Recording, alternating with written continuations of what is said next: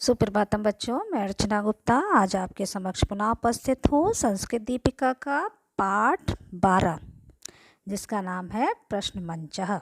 ठीक है, इसमें षष्ठी विभक्ति का प्रयोग के बारे में बताया गया है। तो बच्चों, षष्ठी विभक्ति का प्रयोग कहाँ होता है? संबंध बताने के लिए।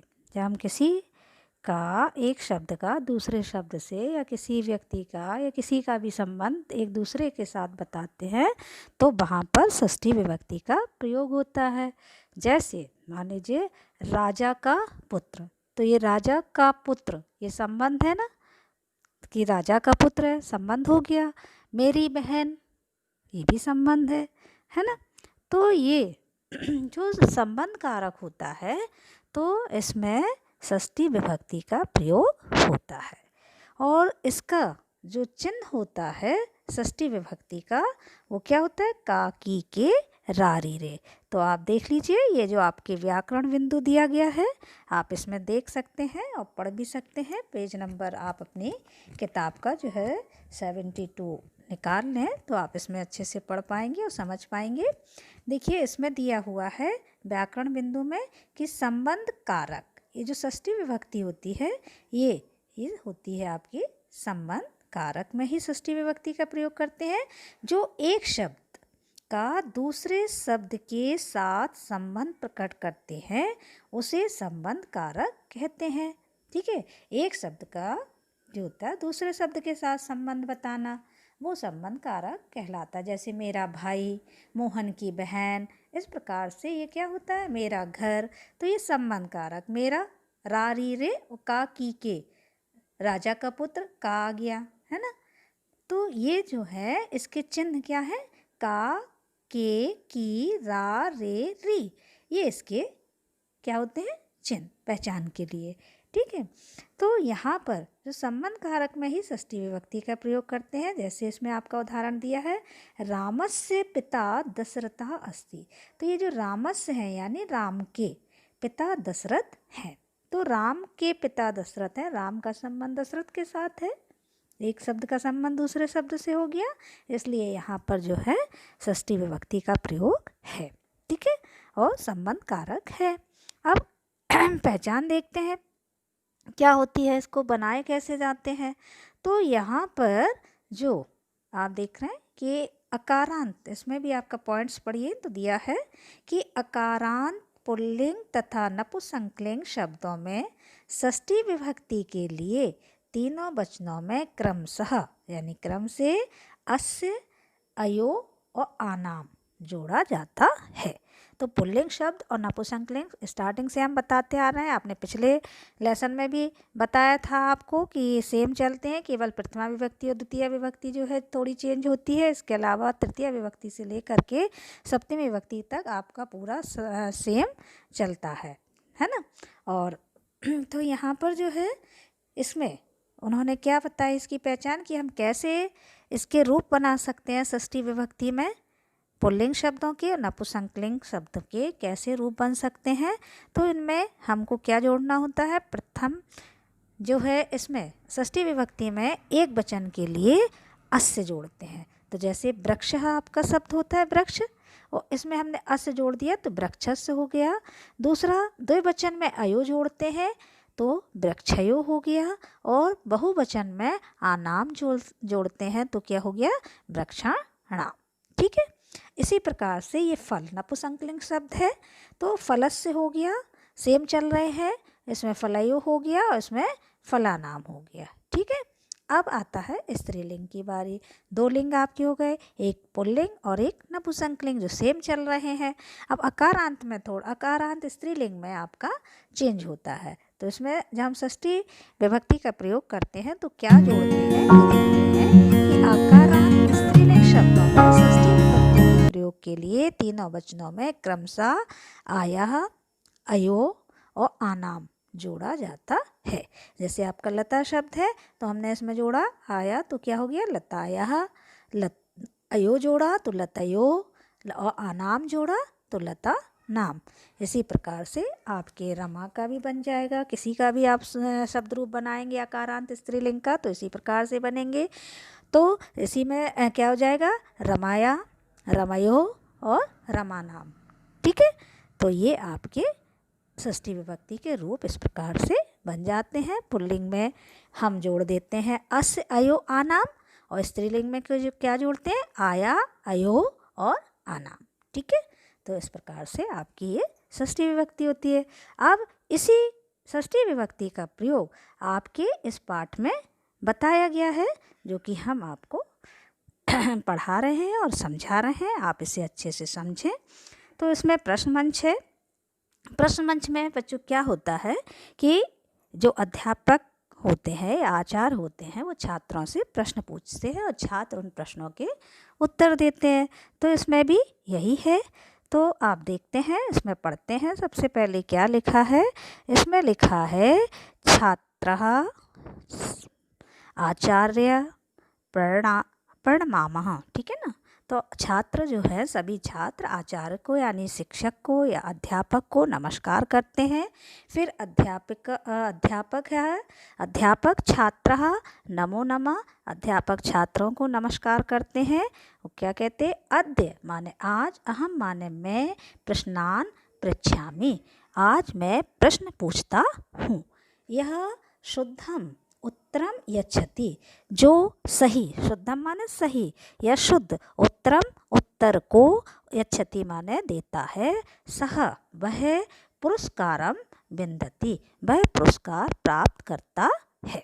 ठीक है, अब छात्रः शोभनम अच्छा, आचार्य माने शिक्षक या अध्यापक, यदि भवान प्रश्नम पृच्छति यदि आप प्रश्न पूछते हैं, तदा तब, वयम माने हम सब, उत्तरम यच्छामः हम सब उत्तर देते हैं। देखो, अब अध्यापक दीपेश को पुकारते हुए, दीपेश सुकस्य वर्णः कः, सुकस्य माने देखो इसमें षष्ठी विभक्ति का प्रयोग आ गया ना। जैसे शब्द होगा शुकः, ये जो शब्द है शुक, और इसमें हमने ये सुख है और षष्ठी विभक्ति जोड़ना, तो बताया था कि पुल्लिंग शब्द में यही जोड़ना है अस्य, तो ये जोड़ गया, सुकस्य हो गया, यानी ये षष्ठी विभक्ति है। ठीक है, तो यहाँ पर षष्ठी विभक्ति है। सुकस्य माने होता है आपका तोता। क्या होता है, तोता का, वर्णा माने रंग, कहा माने क्या है, तोते का रंग क्या है, तोता का रंग क्या होता है। ठीक है, अब दीपेश सुकस्य वर्णः हरितः परम चंचुः रक्तः। सुकस्य माने तोते का, वर्णा माने रंग, हरिता माने हरा, हरा है, परंतु, परम माने परंतु, चंचुः माने चौंच, रक्तः माने लाल, परंतु चौंच लाल। अध्यापक शोभनम अच्छा, मयूरस्य ग्रीवया वर्णः कः। देखो, मयूरस्य में भी आपका जो है क्या है, षष्ठी विभक्ति हो, ग्रीवया मीन्स में भी आपकी षष्ठी विभक्ति का ही प्रयोग है। तो मयूरस्य माने मोर का, ग्रीवया माने गर्दन का, वर्णा माने रंग, कहा माने क्या है। ठीक है, मोर की गर्दन का रंग क्या है। सुमित उत्तर देता है, सुमित क्या कहता है, मयूरस्य ग्रीवया वर्णः नीला, ये मोर की गर्दन का रंग नीला है। अब अध्यापक फिर दूसरा प्रश्न पूछते हैं। अध्यापक क्या कहते हैं, पर्वता नाम राजा कहा, कि पर्वतों का राजा कौन है, पर्वतों का राजा कौन है। अब उन्होंने फिर, जया ने इस प्रश्न का उत्तर दे दिया। क्या दिया, जया ने कहा पर्वता नाम राजा हिमालया अस्ति, पर्वतों का राजा हिमालय है। फिर अध्यापक ने फिर प्रश्न किया, क्या किया, हिमालय से सुता का, हिमालय की पुत्री, सुता माने होता है पुत्री, कहा माने कौन, ये स्त्रीलिंग के लिए है, हिमालय में षष्ठी विभक्ति है, हिमालय की पुत्री कौन है। अब जया ने इस प्रश्न का उत्तर दिया है, क्या दिया है, कि हिमालय से सुता उमा, हिमालय की पुत्री उमा। ठीक है, उमा है। अब अध्यापक ने फिर प्रश्न किया, उमाया, ये इसमें भी षष्ठी विभक्ति का प्रयोग है, स्त्रीलिंग शब्द है, पति कहा, कि उमाया मीन उमा का पति माने पति, कहा माने कौन है। फिर सुमिता ने उत्तर दिया, उमाया पति शंकर, उमा का पति शंकर है। अब अध्यापक ने फिर प्रश्न किया है, क्या प्रश्न किया है, शंकरस्य सुता कहा, संक्रस माने, इसमें भी देखो षष्ठी विभक्ति है पुल्लिंग शब्द में, तो शंकर का, सुता माने होता पुत्र, कहा माने कौन, शंकर का पुत्र कौन है, तो सुमिता ने उसका उत्तर दिया है शंकरस्य सुता विनायका, शंकर के पुत्र विनायक हैं।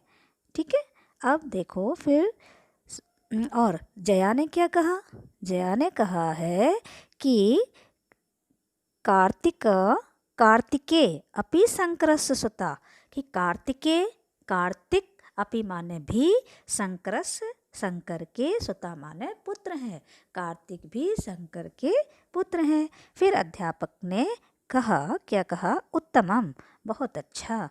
कर्णयो का अपर प्रश्न भी किया, कर्णयो कार्यम किम, कि कानों का कार्य क्या है, कानों का कार्य क्या है।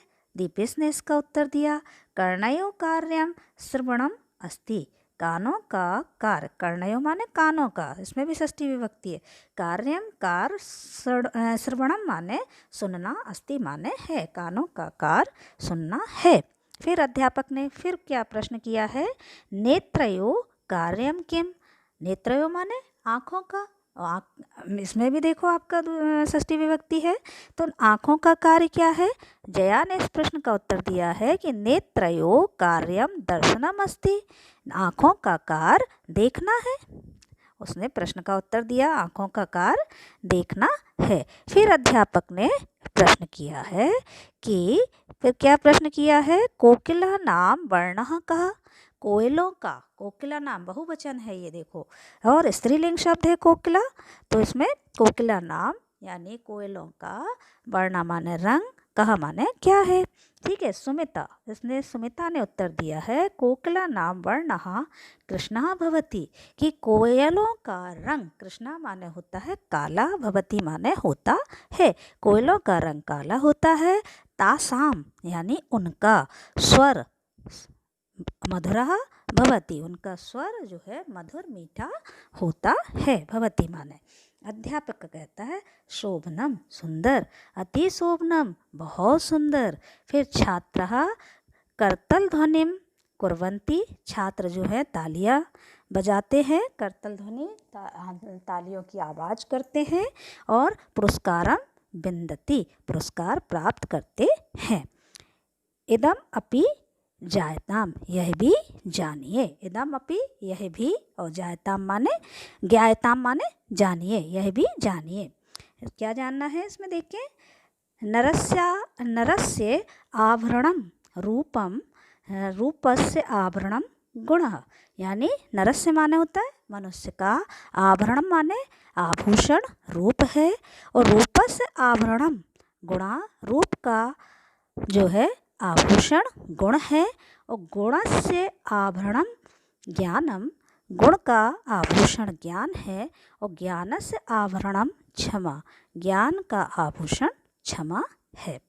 तो बच्चों ये आपका पाठ जो है यहीं पर समाप्त होता है। अब अगली कक्षा में हम फिर मिलेंगे, तब तक के लिए धन्यवाद, नमस्कार।